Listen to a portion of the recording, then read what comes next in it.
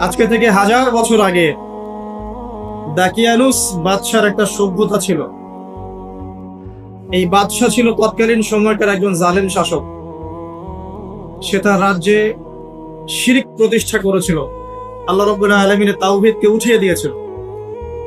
সে তার রাজ্যে নবী সাল্লাল্লাহু আলাইহি ওয়াসাল্লাম, তৎকালীন সময়কার যে নবী আলাইহিস সালাম, তার সুন্নাহকে উঠিয়ে দিয়ে নিজের মন গড়া আদর্শ বাস্তবায়ন করেছিল দাকিয়ানুস বাদশা। তো সেই বাদশার অধীনে থাকা 8 জন বা 9 জন উচ্চ পদস্থ কর্মকর্তার সন্তানকে আল্লাহ পাক হেদায়েত দান করেন, এবং তারাই ইতিহাসে আসহাবুল কাহফ হিসেবে পরিচিত আছে। এই 7 জন বা 9 জন যুবক উচ্চ পদস্থ কর্মকর্তার সন্তান ছিলেন। তারা তাওহীদকে চিনতে শিখলেন, আল্লাহ রাব্বুল আলামিনকে চিনতে শিখলেন, শিরকের সাথে তাওহীদের আপোষ করলেন না, সুন্নতের সাথে চলমান জাহিলিয়াতের আপোষ করলেন না। এর ফলশ্রুতিতে তাদের উপর নির্যাতন নেমে আসলো। রাজা তাদেরকে 3 দিন সময় দিলেন। 3 দিনের মধ্যে যদি তোমরা তোমাদের ধর্ম ত্যাগ না করেছো, তাহলে তোমাদেরকে মৃত্যুদণ্ড দেওয়া হবে। তো সেই 7 জন বা 9 জন যুবক ওই রাষ্ট্রের মধ্যে কোনো অরাজকতা সৃষ্টি করলো না, বরং তারা সাইলেন্টলি সেই রাষ্ট্র থেকে চলে গেল। সেই ফিতনাপূর্ণ জাহেলি পরিবেশ থেকে নিজেরা আস্তে করে সরে গেল, সেখানে কোনো রকম ফাসাদ সৃষ্টি করলো না। যাওয়ার সময় তারা একটা কুকুরকে সাথে নিয়েছিল, যেই কুকুর বছরের পর বছর তাদেরকে পাহারা দিয়েছে গুহার মধ্যে। চলতি পথে একটা গুহায় তার আশ্রয় নিয়েছিল, যে গুহার মধ্যে তারা ঘুমিয়ে পড়ে, এবং আল্লাহ রাব্বুল আলামিন 309 বছর পর তাদের ঘুম ভাঙান। 309 বছর পর যখন ঘুম ভাঙলো, তারা ক্ষুধার্ত ছিলেন, একে অপরকে জিজ্ঞাসা করছিলেন যে কেন লাবিসতুম, তোমরা কতদিন ঘুমিয়েছো? একজন বলছিল লাবিসনা ইয়াওমান আও বা'দা ইয়াওম, আমরা হয় একদিন ঘুমিয়েছি বা একদিনের কিছু অংশ ঘুমিয়েছি।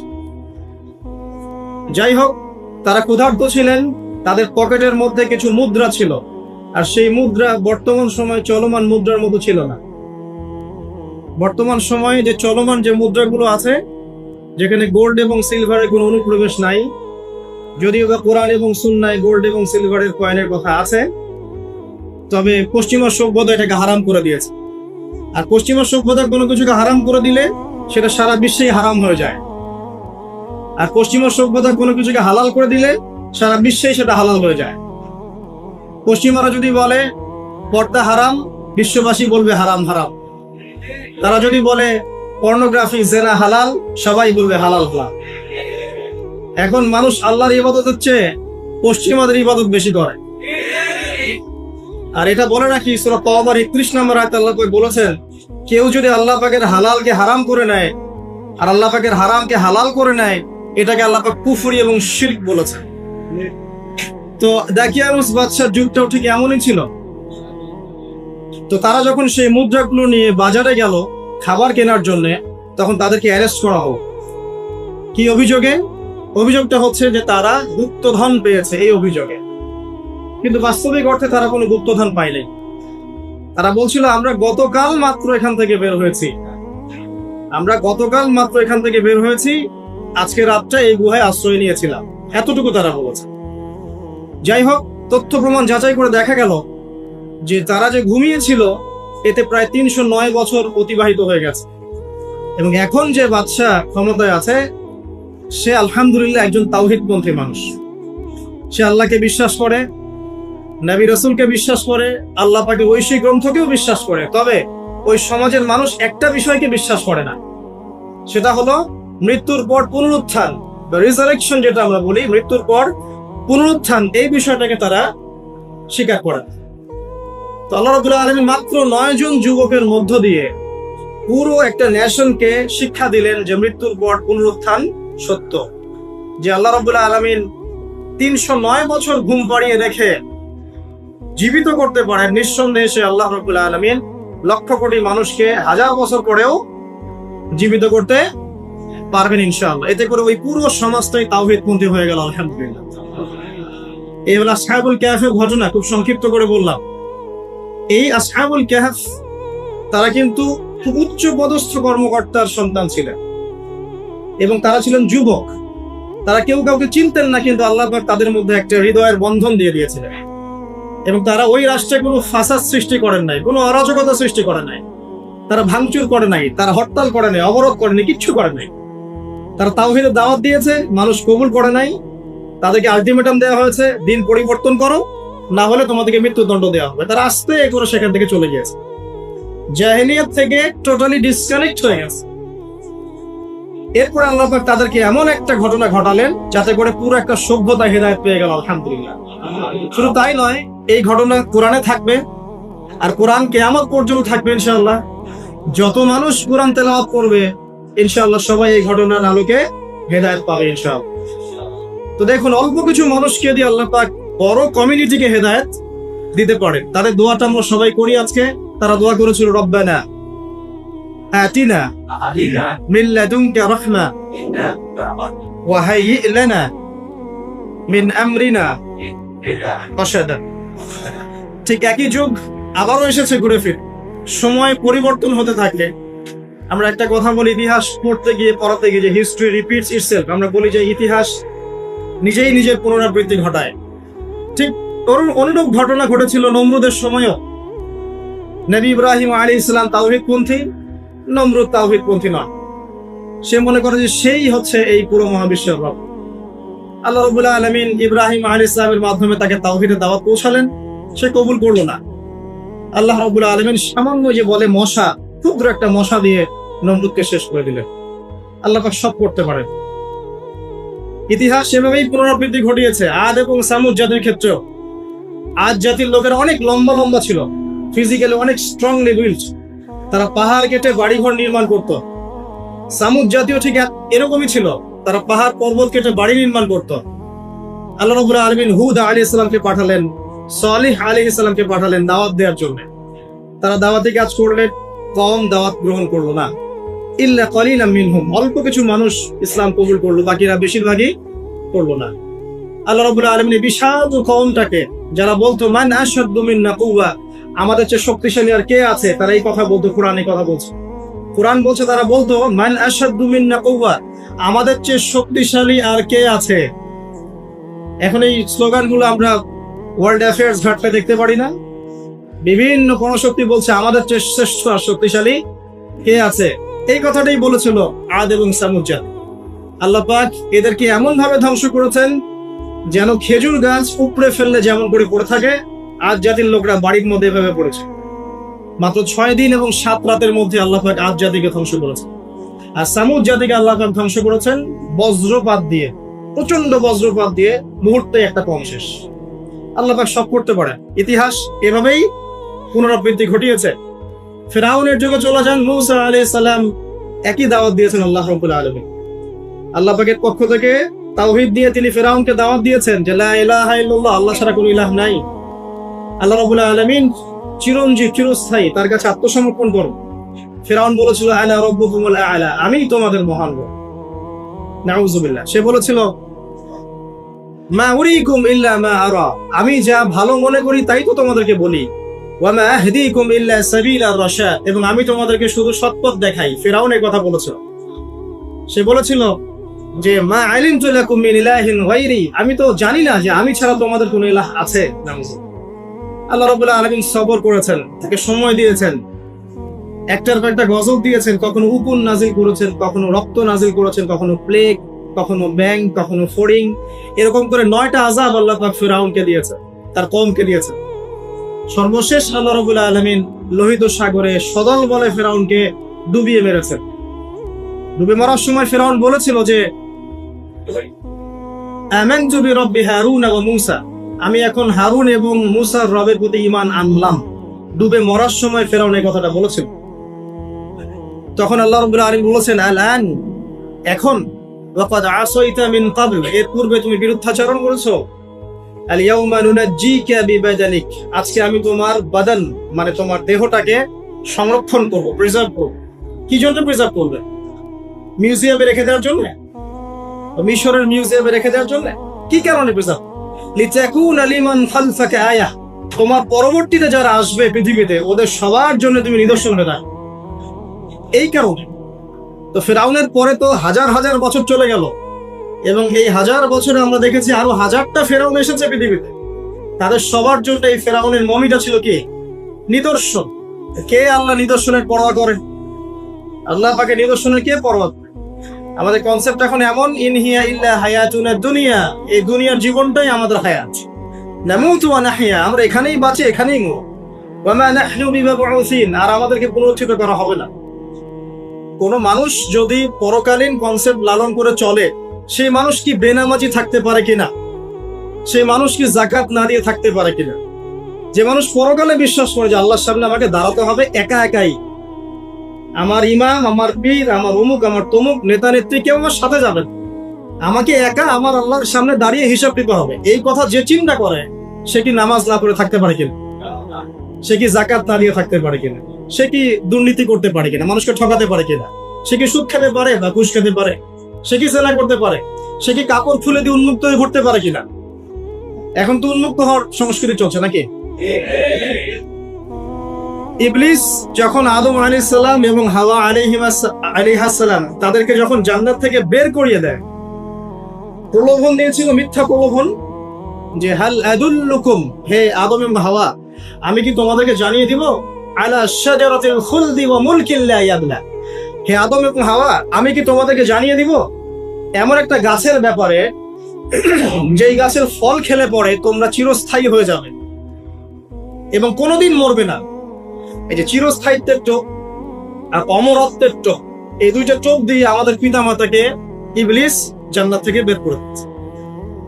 এখন পৃথিবীতে যত মানুষ পথভ্রষ্ট হচ্ছি আমরা, আমাদের এই দুইটা খাসলতের কারণে। আমরা অমরত্ব আশা করছি, আমাদের চলাফেরা দেখলে মনে হয় আমরা মরবো না, বড়কালীন কনসেপ্ট বাদ। একটা হচ্ছে চিরস্থায়িত্বের চোখ, ক্ষমতা, এই যে ক্ষমতার দাম, এই দুটো আমাদেরকে কিন্তু পথভ্রষ্ট করছে। ঠিক একই অস্ত্র ছিল ইবলিসের। সূরা আরাফ পড়ে দেখেন, আমি কোনো কিছু বানিয়ে বলছি না। তখন আল্লাহ পাক বললেন যে ইয়া বানি আদম, হে বনু আদম, আদমের সন্তান যারা আছো, আমাদেরকে আল্লাহ পাক বলছে তোমরা শোনো, লা ইয়াফতিনান্নাকুমুশ শাইতান, শয়তান যেন তোমাদেরকে ফিতনায় না ফেলতে পারে। কামা আখরাজা আবাওয়াইকুম মিনাল জান্নাহ, ঠিক যেমন করে তোমাদের পিতামাতাকে শয়তান জান্নাত থেকে বের করে দিয়েছে। যেহেতু আমাদের পিতা আর মাতাকে শয়তান জান্নাত থেকে বের করে দিয়েছে, আল্লাহ পাক এই আদমের সন্তানদেরকে বলছেন তোমরা সতর্ক থেকো, তোমাদেরকে যেন শয়তান জান্নাত থেকে যেভাবে বের করেছিল তোমার পিতা মাতাকে, এমন করতে না পারে। আর কি করতে না পারে? ইয়ানজিউ আনহুমা লিবাসাহুমা লিউরিয়াহুমা মিন সাওআতিহিমা, বলে দেখেন সূরা আরাফ। আল্লাহ বলছেন মনে রেখো আদমের সন্তানরা, ইবলিস কিন্তু শুধু তোমার পিতামাতাকে জান্নাত থেকে বের করেই দেয় নাই, বরং গাছের কাছে নিয়ে গিয়েছিল, ফল খাওয়ার সাথে সাথেই তাদের গায়ের পোশাক খুলে পড়ে গিয়েছে। তাহলে আমাদের পিতামাতাকে জান্নাতে নগ্ন করে দিয়েছিল কে? সেই কথা আল্লাহ পাক বলছেন আদম সন্তানদেরকে তোমরা সতর্ক থেকো, তোমাদেরকে যেন ইবলিস নগ্ন করতে না পারে, ঠিক যেমন করে তোমাদের পিতামাতাকে করেছে। তাহলে এখন যে পুরো বিশ্ব জুড়ে নগ্নতার যে সংস্কৃতি চলছে, তাইলে এরা কার এজেন্ডা বাস্তবায়ন করছে বুঝতে পারছেন? কোরআন পড়েন, পৃথিবীতে যত সভ্যতা চলে গেছে, ব্যাবিলনের সভ্যতা, চাইনিজদের সভ্যতা, তারপরে যে আমাদের মাও সেতুং, ইতালির মুসলিনি, এদিকে জ্যাপল সার্তে, এদিকে আপনার ফিডেল ক্যাস্ট্রোর কথা বলেন, ওই পশ্চিমা সভ্যতা বাদ দিয়ে যত বড় বড় সভ্যতা রিনাউন্ড, সবার পোশাক ছিল শালীন। আমি চ্যালেঞ্জ করলাম, বুঝে দেখেন চাইনিজদের পোশাক দেখেন, আগেকার পোশাক, হাজার বছর আগের পোশাক, শালীন পোশাক, তারা কিন্তু মুসলিম ছিলেন না।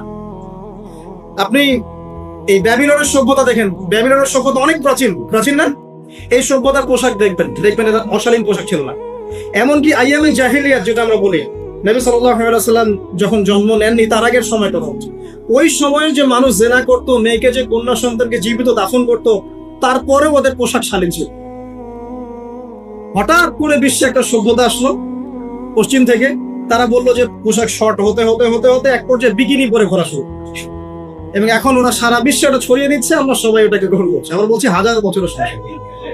এখন দেখেন আল্লাহ পাক কি বলছেন, ওয়াইদা ফাআলু ফাহিশাতান, ওই সূরার মধ্যে আছে যখন তারা কোনো ফাহেসা কাজ করে তারা বলে তারা বলে ওয়াজাদনা আলাইহা আবানা ওয়াজাদনা আলাইহি আবানা, আমরা এগুলো আমাদের বাপ দাদাদেরকে দেখেছি করতে।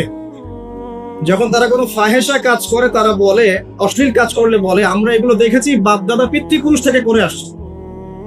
আল্লাহু আমারানা বিহা, আল্লাহ আমাদেরকে আদেশ করেছে। আল্লাহ বলেন কুল ইন্নাল্লাহা লা ইয়া'মুরু বিল ফাহশা, আল্লাহ পাক কখনো অশ্লীল কাজের আদেশ করতে পারেন না। আচ্ছা কুলুনা আল্লাহি মা লা তা'লামুন, তোমরা কি আল্লাহ সম্পর্কে এমন কথা বলছো যে কথা তোমরা জানো না? আল্লাহ কিসের আদেশ করেন? আল্লাহ বলেন কুল আমারা রাব্বি বিল কিসত, নবী বলে দিন আল্লাহ পাক আদেশ করেন ন্যায় বিচারের আদেশ করেন। ওয়া আকিমু ওয়ুজুহাকুম ইনদা কুল্লি মসজিদ, এবং প্রত্যেক নামাজের ওয়াক্তে নিজের চেহারাটাকে একনিষ্ঠভাবে আল্লাহর দিকে ফেরাবে, এই আদেশ আল্লাহ পাক করেন। ওয়া আকিমু ওয়ুজুহাকুম ইনদা কুল্লি মসজিদ ওয়াদউহু মুখলিসিনা লাহুদ্দিন, এবং একনিষ্ঠভাবে তোমরা আল্লাহকে ডাকবে, দোয়া করবে, এই আদেশ আল্লাহ পাক কি অশ্লীল কাজের আদেশ করতে পারে? ইতিহাস পড়ে দেখেন, আমি নিজে হিস্ট্রির ছাত্র, আপনি পড়ে দেখবেন, পুরো ঐতিহাসিক পটভূমি পড়ে দেখবেন, মানুষ এই ঊনবিংশ শতাব্দী আসার আগে এত অশ্লীল ছিল না। এখনকার বিশ্বে যত সমস্যা চলছে, কয়েকটা বলি, রিবা বা সুদ, জেনা বা উন্মুক্ত যৌনাচার, তারপরে বেপরদামি অশ্লীলতা, 4 নম্বর আপনার মাদক, ঠিক আছে, 5 যে বড় মহামারী পর্নোগ্রাফি, যত বড় বড় মেজর সমস্যাগুলো চলছে যেগুলো ইয়াং জেনারেশনকে ধ্বংস করে দিচ্ছে, এগুলোর ম্যাক্সিমাম এসেছে কিন্তু পশ্চিম থেকে। খেয়াল করে দেখবেন, এগুলো কিন্তু বাংলাদেশ থেকে আসে নাই, আসছে ভারত থেকে আসছে, পাকিস্তান থেকে আসছে, সাবকন্টিনেন্ট থেকে আসে নাই, এগুলো দেখবেন একটা নির্দিষ্ট জায়গা থেকে আসছে। তো এই কারণে আমাদের সতর্ক দৃষ্টি রাখতে হবে যে বস্তুবাদী উন্নয়ন সবকিছু নয়।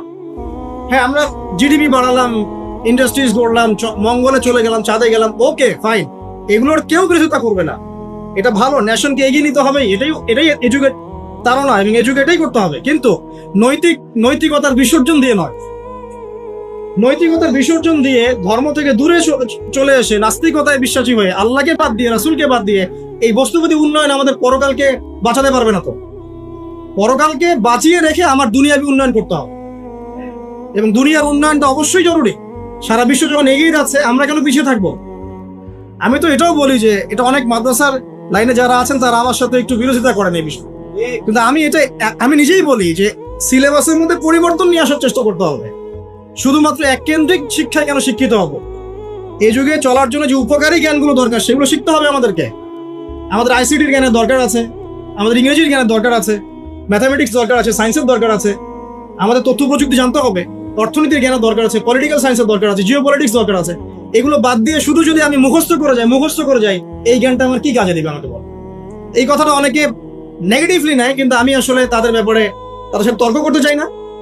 আমি আমার কনসেপ্ট লালন করি, আমি এতটুকুই বলছি। এবং যারা শিক্ষিত মহল আছেন, বুদ্ধিজীবী মহল আছেন, যারা দেশ সম্পর্কে ভাবেন, যাদের নিয়ে ভাবেন, উম্মা নিয়ে ভাবেন, তারা কিন্তু আমার সাথে একমত হবে চাও যে আমরা কিন্তু এই জায়গাটাতে পিছায় পড়তেছি।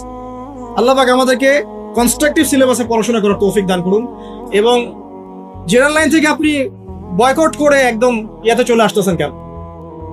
জেনারেল লাইনে পড়েন, আপনার এই জ্ঞানটাকে আপনি ইসলামের কল্যাণে কাজে লাগাতে পারবেন না। সবাইকে কি আলেম হতে হবে? সবাইকে মুফতি হবে, মুহাদ্দিস হবে? অর্থনীতিবিদের দরকার আছে না? পলিটিশিয়ানের দরকার আছে না? ডক্টর ইঞ্জিনিয়ার দরকার আছে না? সব সেক্টরের মানুষের দরকার আছে। আপনাদেরকে আপনাদের জায়গায় থাকতে হবে, ওখানে থেকে আপনার ইসলামের খেদমত করবেন, পারবেন না?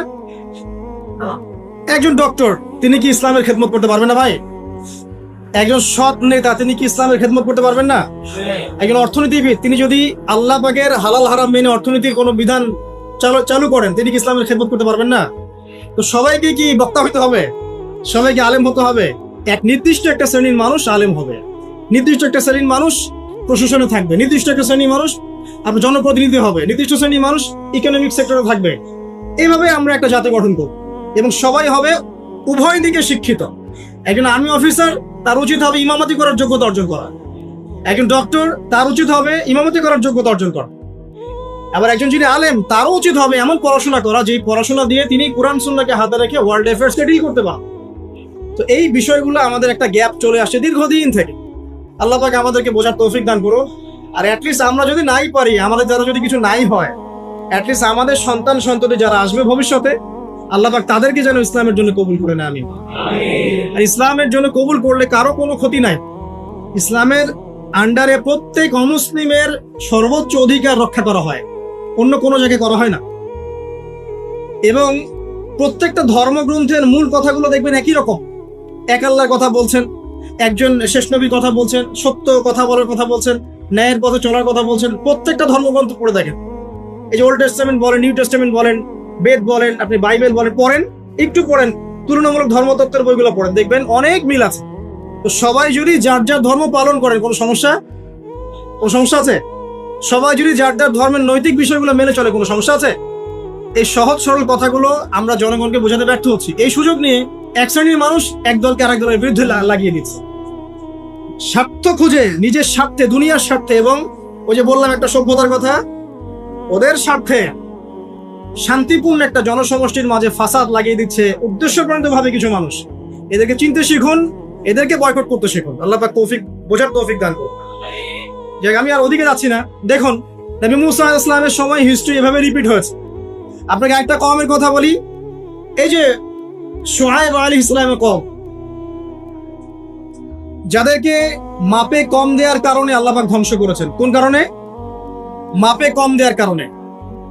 আল্লাহ রাব্বুল আলামিন ভূমিকম্প দিয়ে ধ্বংস করেছেন এই প্রথম এই কওমটাকে, যারা ছিল শুআয়ব আলাইহিস সালামের কওম। তাদের অপরাধ খুব বড়সড় ছিল না, কিন্তু আপনি দেখেন তারা শিরকের পাপ করতো, ঠিক আছে, এই পাপটা মোটামুটি ধ্বংসপ্রাপ্ত সব কমই করেছে। এই শিরকের পাপ বাদ দিয়ে তারা আরেকটা বড় পাপ করতো, মানে একটা বড় পাপ। সেটা কি? তারা মাপে কম দিত, অন্যদেরকে ঠকাতো, মানে জনগণের সম্পদ লুট করে মাপে কম দিত। এই একটা কারণে আল্লাহ পাক শুআয়ব আলাইহিস সালামের কওমকে পুরো ভূমিকম্প দিয়ে ধ্বংস করে দিয়েছে। তা আমি আপনাদেরকে জানিয়ে রাখি যে আমি যেহেতু আখিরুজ্জামান স্টাডি করেছি বা করছি, এখনো কিন্তু 3টা বড় বড় ভূমিকম্প আসা বাকি আছে। নবী করিম সাল্লাল্লাহু আলাইহি ওয়াসাল্লাম একদিন মসজিদের সামনে যাচ্ছেন, সাহাবীরা ভিতরে বসে আছে। সাহাবীরা কোন একটা বিষয়ে কথোপকথন করছেন। নবী করিম সাল্লাল্লাহু আলাইহি ওয়াসাল্লাম জিজ্ঞাসা করলেন, তোমরা কি নিয়ে কথাবার্তা বলছো? সাহাবীরা বললেন যে আমরা কিয়ামতের আলামতগুলো নিয়ে কথা বলছি না। তখন নবীজি বললেন সাল্লাল্লাহু আলাইহি ওয়াসাল্লাম, 10টা আলামত আসার আগে কিয়ামত হবে না। কয়টা আলামত? 10টা। এই 10টা আসার আগ পর্যন্ত কিয়ামত হবে না, নিশ্চিন্ত থাকতে পারেন। কিন্তু এই 10টা কবে চলে আসবে এর কোনো গ্যারান্টি আছে? নাই। তার প্রথমটা হচ্ছে দাজ্জাল, মাসিহুদ দাজ্জাল মানুষের রূপে বের হবে। 2, ঈসা ইবনে মারইয়ামের আগমন, নবী ঈসা আলাইহিস সালাম আসবেন এবং তার হাতে দাজ্জাল নিহত হবে। কোথায় নিহত হবে সেটাও বলে দেওয়া আছে, প্যালেস্টাইনের বাবেলুদ নামক জায়গায়, যে জায়গাটা অলরেডি প্রস্তুত। 3 নাম্বার হচ্ছে দাব্বাতুল আরদ, জমিন থেকে একটা অদ্ভুত প্রাণী বের হবে যে মানুষের সাথে কথাবার্তা বলবে। এটা হাদিসে আছে, কিন্তু তা আমরা এখন নিঃসন্দেহে 90% মানুষ বিশ্বাস করবে না। এবং যারা একটু বেশি চেতনাধারী তারা বলবে যে মোল্লা মুন্সিদের কথা শোনো, প্রাণী বলে আবার কথা বল। কিন্তু হ্যাঁ, এই কথাটাই যদি নাসা বলে, যে হ্যাঁ একটা প্রাণী আছে পৃথিবীর গভীরে, সে অচিরেই বের হবে এবং কথা বলবে, দেখবেন সবাই বিশ্বাস করছে। দেখেন চিন্তাগত শিরক। দেখেন এই ভলেন্টিয়ার যারা আছো এখানে করো, চিন্তাগত শিরকটা দেখেন। যখন আমরা ওইসব মিডিয়া থেকে কোনো কথা আসে, আমরা নিশ্চিন্তে নির্দ্বিধায় বিশ্বাস। আল্লাহ পাক হাদিসে বলছেন, নবী হাদিসে বলছেন দাব্বাতুল আরদ বের হবে, মানুষের সাথে কথাবার্তা বলবে। মানুষ বিশ্বাস করতে চায় না। আর কি? ধোঁয়া। এই ধোঁয়ায় আকাশ ছেয়ে যাবে, ধোঁয়া দিয়ে আকাশ ছেয়ে যাবে। এবং এত বড় ধোঁয়া বিশ্ববাসী কখনো দেখে নাই। এখন অনেকে বলছেন, এখনকার আধুনিক স্কলার যারা, অনেক স্কলারের এটা মত, এটা কিন্তু হাদিসে নাই, তাদের মত হতে পারে যে একটা নিউক্লিয়ার এক্সপ্লোশন হবে। সারা ওয়ার্ল্ড তো এখন নিউক্লিয়ার যুদ্ধের সামনে দাঁড়িয়ে আছে, তখন হয়তো বা ধোঁয়ায় পুরো বিশ্ব ছেয়ে যেতে পারে। এটা তাদের মত। এটা হতেও পারে, নাও হতে পারে, হওয়ার সম্ভাবনা কিন্তু আছে, উড়িয়ে দেওয়া যাচ্ছে না। ঠিক আছে? 4টা। 5 কি? 5 হচ্ছে ইয়াজুজ আর মাজুজ। ইয়াজুজ আর মাজুজ এই প্রকৃতি বের হবে, এরা কিন্তু আদম সন্তান, এবং তারা পৃথিবীর পানি খেয়ে শেষ করে ফেলে দিবে, মহাসাগরের পানি খেয়ে শেষ করে ফেলে দিবে। তারপর এই যে 6, 7, 8 এই 3টা হচ্ছে 3টা বড় বড় ভূমিকম্প, যেটা বলতে গিয়ে বেজে গেছে। এই 3টা ভূমিকম্প এখনো আসা বাকি আছে। নবীজি বলেছেন একটা পৃথিবীর পূর্ব দিকে হবে। পূর্ব দিক কোন দিক? এই যে Indonesia, Malaysia, Bangladesh, Pakistan, Myanmar, আপনার শ্রীলঙ্কা, এই পুরো কন্টিনেন্ট পূর্ব দিক, পৃথিবীর পূর্ব দিক। কোন কান্ট্রি এটা তো বলা হয় নাই, পূর্ব দিক বলা হচ্ছে। এবং এখানে ভূমিকম্প বলা হচ্ছে না, বলা হচ্ছে ভূমি ধসে যাবে, মানে পুরো ভূমিটা নিচে চলে যাবে। এখন যারা এগুলো নিয়ে গবেষণা করেন তারাও কিন্তু সেম কথাই বলছেন, খেয়াল করে দেখেন। তারা হয়তো বিজ্ঞান দিয়ে ব্যাখ্যা করছেন, কিন্তু হাদিসে কিন্তু এটা বলা আছে। আরেকটা হচ্ছে পৃথিবীর পশ্চিম দিকে। আর পশ্চিম দিকে কেন হবে জানেন? সমকামিতার কারণে, সুদের কারণে, জেনার কারণে, পর্নোগ্রাফির কারণে, এবং সারা বিশ্বকে তারা যে জুলুমটা করছে, এই জুলুমের প্রতিফল হিসেবে আল্লাহ পাক বসিয়ে দিবে। এর কোনো অস্তিত্বই থাকবে না। এখন মনে হচ্ছে না যে পুরো সারা ওয়ার্ল্ডকে রুল করছে? অস্তিত্বই থাকবে। ভূমিধস। আরেকটা হচ্ছে পৃথিবীর মাঝখানে। মাঝখানে কারা আছে বলেন? মাঝখানে আমাদের আমিরুল মুমিনিনরা আছে এখন, নাকি? যারা গান বাজনাকে উন্মুক্ত করে দিচ্ছে, যারা পর্দার শিথিলতা নিয়ে আসছে, হ্যাঁ, যারা ইসরায়েলের সাথে আতাত করছে, এরা আছে, আমিরুল মুমিনিনরা আছে। তো সেখানেও একটা ফিতনা অপেক্ষা করছে, অপেক্ষা করতে থাকেন। তো এই কথাটা বলতে গিয়ে আমি এখানে এসেছি। পৃথিবীতে কিন্তু এখনো 3টা বড় বড় ভূমিকম্প বাকি আছে। আর সর্বশেষ আলামত হচ্ছে ইয়েমেন থেকে একটা আগুন বের হবে, বিশাল আগুন। এই আগুনটা মানব জাতিকে হাসরের মাঠের দিকে তাড়িয়ে নিয়ে যাবে। এই 10টা আলামত না আসা পর্যন্ত কিয়ামত হবে না। অতএব আপনি এখন রিল্যাক্সে নাকে তেল দিয়ে ঘুমান, নাকি ভাই? এই 10টা আলামত না আসা পর্যন্ত কিয়ামত হচ্ছে না। তবে এই 10টা আলামত আসার পটভূমি কিন্তু তৈরি হয়ে যাচ্ছে, এটা আমাদের খেয়াল করতে হবে। আচ্ছা আসেন, এই যে শুআয়ব আলাইহিস সালামের কওমকে যে ভূমিকম্প দিয়ে ধ্বংস করা হলো, এই ভূমিকম্প কখন আসে? আল্লাহ পাক বলছেন তার রাসূলের মাধ্যমে, যখন সমাজের মধ্যে পাপ বেড়ে যাবে, অশ্লীলতা বেড়ে যাবে, মানুষ মাদককে হালাল মনে করা শুরু করবে, জেনাকে হালাল মনে করা শুরু করবে, এবং এই যে বেপরদামি বেড়ে যাবে, তখন সমাজের মধ্যে ভূমিকম্প দেখা দিবে, ভূমিধস দেখা দিবে।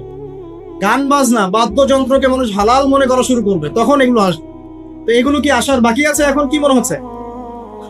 আল্লাহ পাক আমাদেরকে হেফাজত করুন, আমিন। বাঁচার উপায় কি? ওই যে বললাম, রব্বানা বলেন, আতিনা মিন লাদুনকা রাহমা ওয়া হাইয়্ লানা মিন আমরিনা রাশাদা। এভাবেই ইতিহাস নিজেকে পুনরাবৃত্তি ঘটিয়েছে। কওমে লূত, মনে আছে? লূত আলাইহিস সালামের কওম, ইব্রাহিম আলাইহিস সালামের ভাতিজা ছিলেন লূত আলাইহিস সালাম।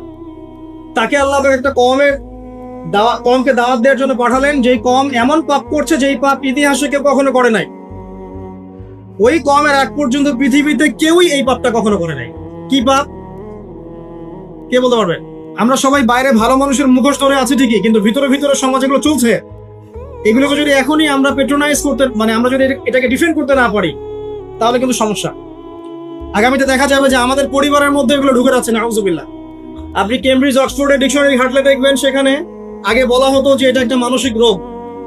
আপনি 10 বছর আগের ডাটা দেখেন আর 10 বছর পরের ডাটা দেখেন, এখন আপনাকে বলা হবে এটা একটা বাক স্বাধীনতা। আগে বলা হতো মানসিক রোগ। তো এই কওম ছিল কওমে লূত। আল্লাহ পাক এদেরকে এমন ভাবে ধ্বংস করেছেন যেভাবে পৃথিবীতে কোনো কওমকে আল্লাহ পাক ধ্বংস করেন কাউকে না। কিভাবে? আল্লাহ পাক 2জন ফেরেশতা পাঠিয়েছিলেন, জিবরাইল আলাইহিস সালাম এবং মিকাইল আলাইহিস সালাম। তাদেরকে সুন্দর যুবকের আকৃতিতে পাঠিয়েছেন, সুন্দর সুন্দর যুবক। তো কওমে লূতকে আল্লাহ পাক কি করেছেন? সুন্দর বালকের রূপে এই জিবরাইল আর মিকাইল আলাইহিস সালামকে পাঠিয়েছেন। এখন লূতের লোকেরা বলছে যে তোমার ঘরে যে মেহমান 2জন এসেছে ওদেরকে আমাদেরকে দাও। নাউজুবিল্লাহ। বুঝতে পারেন নাই? তোমার ঘরে যে 2জন মেহমান এসেছে, ওই 2জন মেহমানকে নিতে এসেছে। লূত আলাইহিস সালাম বলছেন যে আমার হাউলাই বানাতিন কুনতুম ফাইলিন, তোমার যদি বিয়ে করার ইচ্ছা থাকে, আমার মেয়েরা আছে, তাদেরকে বিয়ে করো প্রয়োজনে। একজন নবী তার মেয়েকে বিয়ে দিতে যাচ্ছেন, তাও তোমরা এই পথে যেও না। তখন এই কওমে লূতের লোকরা বলছে, তুমি খুব ভালো করে জানো হে লূত আমরা কি জন্য এসেছি। তখন তিনি বলছেন, আলাইসা মিনকুম রাজুলুন রাশীদ, তোমাদের মধ্যে কি একজনও ভালো মানুষ নাই? এরপরে আল্লাহর আযাব আসলো। লূত আলাইহিস সালাম এবং তার স্ত্রী চলে যাচ্ছেন। তার স্ত্রী কিন্তু আবার ঈমানদার ছিলেন না, সে পিছনে ফিরে বারবার দেখছে। নূহ আলাইহিস সালামের স্ত্রী যেমন ঈমানদার ছিলেন না, লূত আলাইহিস সালামের স্ত্রীও তেমনি ঈমানদার ছিলেন। নবীর স্ত্রী হওয়া সত্ত্বেও তারা কিন্তু জাহান্নামে যাবে, নাউজুবিল্লাহ। তো এই লূতকে ধ্বংস করলেন আল্লাহ পাক, কওমে লূতকে। এভাবে ফেরেশতার পাখা দিয়ে ওই পুরো জায়গাটাকে উঠিয়ে নিয়ে মাটিতে আবার ধসিয়ে দেওয়া হয়েছে। এই জায়গাটা এখন নিদর্শন হয়ে আছে। জর্ডানের পাশে দেখবেন ওই যে ডেড সি, একটা মৃত সাগর আছে না, ওইটা ছিল সেই জায়গা। এখানে সাদুম গোত্র থাকতো, সাদুম, এই কওমের নাম ছিল সাদুম। এরা সমকামী ছিল। এখন আপনার জন্য আমার নাসিহত হচ্ছে, নবী সাল্লাল্লাহু আলাইহি ওয়াসাল্লাম বলেছেন, আমি শেষ জামানায় আমার উম্মতের উপর কিছু বিষয় ভয় করি, যে এগুলো আমার উম্মতের মধ্যে ঢুকে যাবে, আমি আশঙ্কা করে ঢুকে যাবে। কি কি বিষয়? এক নাম্বার, যে আমি আশঙ্কা করি যে আমার উম্মতের মধ্যে মূর্তি পূজা ঢুকে যাবে, মুসলিম কিন্তু স্ট্যাচু ওয়ার্শিপ করবে। দুই, আমি আশঙ্কা করি আমার উম্মতের মধ্যে রিয়া ঢুকে যাবে। রিয়াটা কি? লোক দেখানো আমল। রিয়া কি? লোক দেখানো আমল। আমি আশঙ্কা করি যে আমার উম্মতের মধ্যে সমকামিতা ছড়িয়ে পড়ে নাই? এগুলো নবী সাল্লাল্লাহু আলাইহি ওয়াসাল্লাম আশঙ্কা ছিল। দেখেন সবগুলো এখন বাস্তব হয়ে গেছে। আল্লাহ রাব্বুল আলামিন এই সমকামিতার পাপ থেকে আমাদেরকে হেফাজত করুন। এভাবেই ইতিহাস রিপিট হয়েছে। আল্লাহ পাক এদেরকেও ধ্বংস করেছেন। এর আগে আল্লাহ পাক নূহ আলাইহিস সালামের কওমকেও ধ্বংস করেছেন। কি কারণে? তারা এই যে ইয়াগুস, ইয়াউক, নাসর এরকম কিছু স্ট্যাচু ওয়ার্শিপ করত। এক পর্যায়ে আল্লাহ রাব্বুল আলামিন 950 বছর দাওয়াত দিয়েছেন নূহ আলাইহিস সালাম তার কওমকে। 950 বছর দাওয়াত দেওয়ার পরেও তার কওম যখন আল্লাহর আনুগত্য করলো না, আল্লাহ রাব্বুল আলামিন মহা প্লাবন দিয়ে তাদেরকে ধ্বংস করে দিয়েছে। এভাবেই যুগে যুগে ইতিহাস রিপিট করেছে। আমাদের নবী মুহাম্মদ সাল্লাল্লাহু আলাইহি ওয়াসাল্লামের সময়ও এই হিস্ট্রিটাই ছিল। আবু জাহেল, আবু লাহাব, উতবা, শাইবা যারা ছিল, তারা মূলত সমাজটাকে দ্বিখণ্ডিত করে ফেলেছিল, খণ্ডে খণ্ডে ভাগ করে ফেলেছে।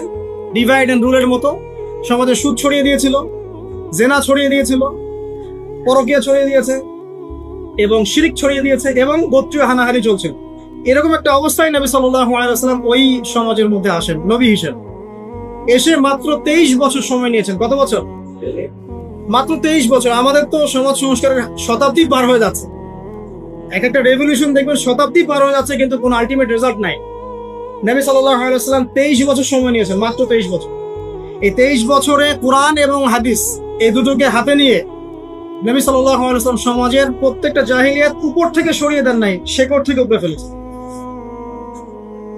তবে তিনি যখন ইসলাম প্রতিষ্ঠা করে দিয়ে চলে গেছেন, খোলাফায়ে রাশিদার যুগ চলে গেছে, তারপর উমাইয়া খেলাফত এসেছে প্রায় 100 বছরের মতো, পরে আব্বাসীয়রা এসেছে প্রায় 550 বছরের মতো, আস্তে আস্তে ফাতেমিরা এসেছে, এদিকে কর্ডোভার, স্পেন, আন্দালুসে উমাইয়া শাসন ছিল, ওসমানীয়রা এসেছে। এভাবে ইতিহাস চলেছে দীর্ঘদিন, প্রায় 1400 বছর। শেষ পর্যায়ে গিয়ে নবী সাল্লাল্লাহু আলাইহি ওয়াসাল্লাম কিছু ভবিষ্যৎবাণী করে গেছে, যখন শেষ জামানাগুলো আসবে তখন দেখবে তোমরা সমাজে সুদটা ছড়িয়ে পড়বে বেশি, জেনা ছড়িয়ে পড়বে, পর্ন ছড়িয়ে পড়বে। পর্ন কথা তো তিনি বলেন নাই, বলেছেন অশ্লীলতা ছড়িয়ে পড়বে। এখন আমরা বলছি এটা পর্নোগ্রাফি। তিনি আরো বলেছেন সময়গুলো সংক্ষিপ্ত হয়ে আসবে, মানুষের হঠাৎ মৃত্যুর পরিমাণ বেড়ে যাবে, অনেক কিছু বলে গেছে। দিন চলে যাবে মনে হয় একটা ঘন্টার মতো চলে গেল, বছর চলে যাবে একটা মাসের মতো, মাস যাবে একটা সপ্তাহের মতো। অনেকগুলো সাইন তিনি বলে গেছেন। মুসলিমদের মধ্যে বিভক্তি বাড়তে থাকবে, হত্যা, হারাজ বাড়বে। হারাজ, হত্যা মানে হারাজ, মানে একজন ব্যক্তিকে হত্যা করা হবে, সে জানবে না আমাকে কেন হত্যা করা হলো, আর একজন ব্যক্তি হত্যা করবে, সেও বুঝবে না কেন তাকে মারলাম। ফাসাদ বাড়তে থাকবে, উঁচু উঁচু অট্টালিকা নির্মাণের প্রতিযোগিতা বাড়তে থাকবে। হচ্ছে না এগুলো? সমাজে ভালো মন্দের মানদণ্ড উল্টে যাবে। মানুষ সত্যকে মিথ্যা বলবে, মিথ্যাকে সত্য বলবে, মিথ্যাবাদীকে সত্যবাদী বলবে, সত্যবাদীকে মিথ্যাবাদী বলবে, আমানতদারকে খেয়ানতকারী বলবে, খেয়ানতকারীকে আমানতদার বলবে। টোটালি মানদণ্ড উল্টে যাবে। আস্তে আস্তে সিচুয়েশন এমন হতে থাকে, খারাপ থেকে খারাপ। তবে সোনালী সময় কি আর ফিরবে না? তাহলে সময় কি তাহলে আর ফিরবে না? এভাবেই চলবে সবকিছু? না, এভাবে চলবে না ইনশাআল্লাহ। আল্লাহ রাব্বুল আলামিন তার রাসূলের মাধ্যমে জানিয়েছেন এই সবকিছুই সাময়িক, সবকিছু সাময়িক। ইতিহাস আবার পুনরাবৃত্তি ঘটাবে। ইতিহাস, সভ্যতা শুরু হয়েছিল একজন নবী দ্বারা, শেষও হবে আরেকজন নবী দ্বারা ইনশাআল্লাহ। সভ্যতা শুরু হয়েছিল আদম আলাইহিস সালামকে দিয়ে, আর শেষ হবে ঈসা ইবনে মারইয়ামের হাতে।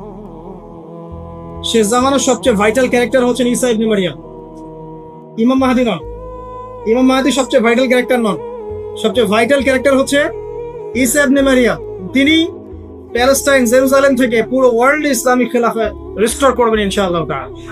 এবং তিনি নতুন কোন শরীয়ত নিয়ে আসবেন, নতুন কোন ধর্ম নিয়ে আসবেন, বরং তিনি এসে বরং কুশ ভেঙে ফেলবে। শুয়োরের মাংস যেটা, এটাকে একদম টোটালি হারাম করে ফেলবে।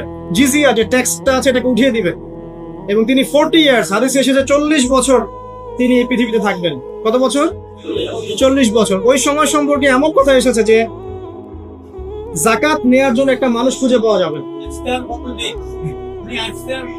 আসতে কতদিন এটা আমরা বলতে পারবো, এটা আল্লাহ পাক জানেন, আল্লাহ জানেন এটা কতদিন এটা আমরা বলতে পারবো না, এটা বলার অধিকারও আমাদের নাই, বিকজ এটা গায়েবের বিষয়।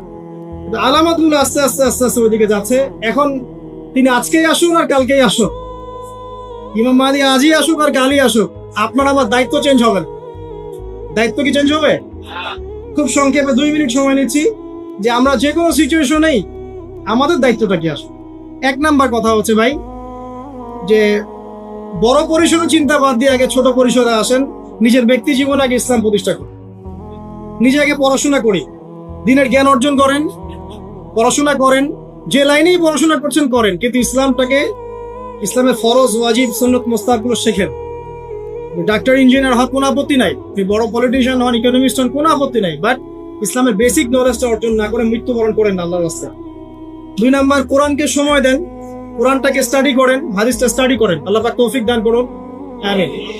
এরপরে আমল বাড়িয়ে দেন, আমলটা বাড়ায় দেন।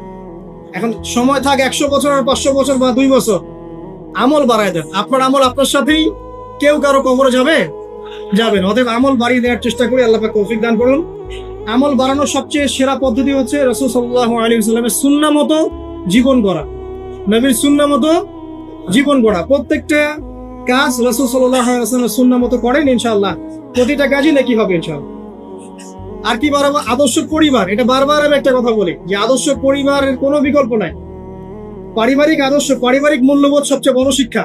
এই শিক্ষাটা অন্য জায়গায় আপনি পাবেন না। সো পারিবারিক আদর্শটা ঠিক করার চেষ্টা করি আমরা। আমাদের বাচ্চাদের প্রতি সচেতন হই, কার সাথে মিশছে, কি করছে, ওদেরকে ডিভাইস এডিক্টেড হতে দিয়েন না, এত সহজেই স্মার্টফোন ওদের হাতে তুলে দিয়েন না।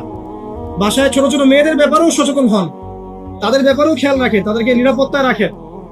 পর্দা, এটা তো বলতেই হবে, এটার কোনো বিকল্প নাই। যে যাই বলুক না কেন, আপনার ইজ্জত সম্মান আপনার কাছেই, এর কোনো বিকল্প নাই। রাসূল সাল্লাল্লাহু আলাইহি ওয়াসাল্লাম এবং আল্লাহর বিরুদ্ধাচরণ করে আপনি প্রগতি অর্জন করতে পারবেন, আপনি উন্নতি অর্জন করতে পারতে পারেন, সেটা বস্তুবাদী।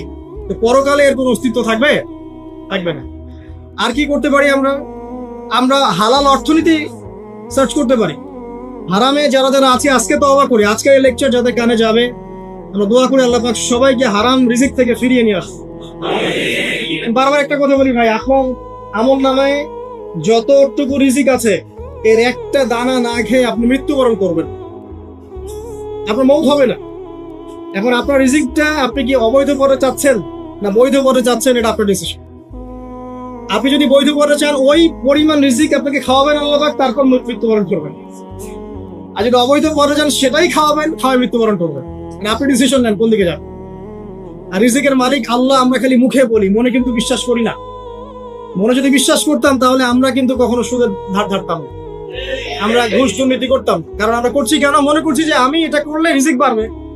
আর আপনি যাদের জন্য এই কাজগুলো করছেন, আপনার স্ত্রী, আপনার সন্তান, আপনার পরবর্তী প্রজন্ম, 40 দিন সময় নিবেন আপনাকে ভুলে যেতে।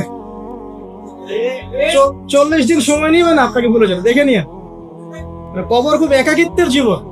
আসলে মৌতের যে যন্ত্রণার কথা আমরা বলি না, এটা সবচেয়ে বড় বিষয়টা কি জানেন? এই শারীরিক কষ্ট তো আছেই, এই যে দুনিয়ার সবার থেকে বিচ্ছেদ, এটাই হচ্ছে যন্ত্রণা। সবার থেকে বিচ্ছেদ না, সবার থেকে বিচ্ছেদ হয়ে চলে যেতে হয়, এটা সবচেয়ে বড় যন্ত্রণা। মানুষ একা থাকতে চায় না। ওই জেলখানায় যে মানুষকে বন্দি করে রাখে না, ওই একাকিত্বের কষ্টে মানুষ ভোগে। একা, আমি একা, কেউ নেই আমার সাথে, এটাই। এর উপর যদি আবার টর্চার করা হয়, রিমান্ড দেওয়া হয়, তাহলে কি অবস্থাটা হবে বোঝা। এই হলো কবর। একটা ঘটনা বলে শেষ করে দেই, যে একজন ব্যক্তি মারা গেছেন, আর মুসা আলাইহিস সালামের সময় বানু ইসরাইলের কোন এক নবী, আমি ঠিক নাম বলতে পারবো না যে কোন নবী, কারণ নামটা হাদিসে আসে নাই, কোন একজন নবী আল্লাহর কাছে দোয়া করছেন, আল্লাহ মৃত মানুষের সাথে আমার একটু কথোপকথন করায় দাও। আমি জাস্ট একটু কথাবার্তা বলতে চাই যে মৃত মানুষটা কেমন আছে বা তাদের অবস্থাটা কি আমি জানতে চাই। তো আল্লাহ পাক সেই ব্যবস্থা করে দিলেন। তিনি একটা কবরের কাছে গিয়ে দাঁড়ালেন, একজন মৃত মানুষ উঠে আসলো। এটা সায়েন্স বিশ্বাস নাও করতে পারে, আমাদের কোনো মাথা ব্যথা নেই, ঠিক আছে? তো এবার তিনি তাকে জিজ্ঞাসা করছেন যে তুমি কেমন আছো, এই মুর্দাকে জিজ্ঞাসা করছেন। তিনি বলছেন আজকে থেকে প্রায় 500 বছর আগে আমার মৃত্যু হয়েছে। এই ব্যক্তি বলছেন আজকে থেকে প্রায় 500 বছর আগে আমার মৃত্যু হয়েছে, এখন পর্যন্ত আমার গা থেকে, আমার আত্মা থেকে মৌতের যন্ত্রণা দূর হয় নাই। লা ইলাহা ইল্লাল্লাহ। তো এই হচ্ছে অবস্থা। আমরা ব্যক্তিগত চিন্তাটা আগে করি, নিজের ফিকির, নিজের কবরের ফিকির, নিজের এলেম, নিজের আমল, নিজের পরিবার, নিজের রিজিক। যাদের জন্য হারামে যাচ্ছেন কেউ সাথে যাবে, কেউ সাথে যাবে না, আপনার গার্লফ্রেন্ড না আপনার বউ বাচ্চা, কিন্তু এগুলো তো শুধু মায়ার বাঁধন, মায়ার বাঁধন না, মায়ার বাঁধন। যদি এগুলো নেয়ামত হয় আলহামদুলিল্লাহ, যদি এগুলো দুনিয়াতে আপনার ফিতনা সৃষ্টি করে আপনি আসহাবুল কাহফ হয়ে যান। কথা বুঝতে পারছেন না? এরপরে যদি সামর্থ্য হয়, আল্লাহ পাক আপনাকে জ্ঞান দেন, আপনাকে পলিটিক্যাল পদ দেন, ইকোনমিক সেকশনে জ্ঞান দেন, ইত্যাদি ইত্যাদি, আপনাকে আল্লাহ যে সেকশনে রাখবেন সেখান থেকে দিনের খেদমত করবেন, পারবেন না ইনশাল্লাহ? ডক্টর হয়েছে, রোগীদের ফিস কমায় দেন, ট্রিটমেন্ট ইজি করে দেন। হ্যাঁ, ডক্টর হন, একজন ভালো ডক্টর হন, কসাই হন, ইঞ্জিনিয়ার হন, একজন সৎ ইঞ্জিনিয়ার হন, চোর হন, আপনি যেখানে থাকবেন সেখান থেকেই আপনি খেদমত করতে পারবেন। সবাইকে আলেম হতে হবে জরুরি না, সবাইকে দায়ী হতে হবে জরুরি না, এবং সবাই এটা হতেও পারবে না। এভাবে জাতি গঠন হয় না। আগে বলছি, বিভিন্ন সেকশনে মানুষ আমাদের লাগবে, এবং প্রত্যেকটা সেকশনেই তাওহীদপন্থী ইমানদার মানুষ লাগবে। এবং ইনশাআল্লাহ তাআলা আমরা যদি সবাই সবার ধর্মটা ঠিকঠাক মতো পালন করি, দেখবেন ধর্মের মধ্যে কোনো ভেদাভেদ থাকবে না। যে যার ধর্ম পালন করুক, কোনো মন্তব্য করতে যাবেন, ঠিক আছে? আপনি আপনার ধর্ম ঠিক মতো পালন করছেন কিনা এটার দিকে ফোকাস করেন। আল্লাহ পাক আমাদের সবাইকে তৌফিক এনায়েত করুন কথাগুলো বোঝার, আমিন। আর সবশেষে, যদি আমাদের এর চেয়েও বেশি কিছু করার সক্ষমতা থাকে, তখন আপনি দিনের প্রচার করবেন, প্রসার করবেন, তাবলীগ করবেন, আল্লাহর পথে মানুষকে ডাকবেন। এর চেয়ে বড় ব্যবসা হতে পারেন। কারণ আপনার দাওয়াতের মধ্য দিয়ে যত মানুষ আল্লাহর দিকে আসবে, যত মানুষ হারাম ছেড়ে হালালের দিকে চলে আসবে, সবার নেকি ইনশাআল্লাহ আপনি পাবেন ইনশাআল্লাহ। আল্লাহ পাক আমাদের সবাইকে সবচেয়ে সর্বোত্তম ব্যবসায় অংশগ্রহণ করার তৌফিক এনায়েত করুন, আমিন। আমি আজকে আর লম্বা করছি না, এখানে শেষ করছি। আকুলু কওলি হাযা আস্তাগফিরুল্লাহ লি ওয়া লাকুম ওয়া লিসাইরিল মুসলিমিন। বারাকাল্লাহু লানা ওয়া লাকুম বিল আয়াতিল হাকীম। ইন্নাহু তাআলা জাওয়াদুন কারীমুর রাউফুর রহিম।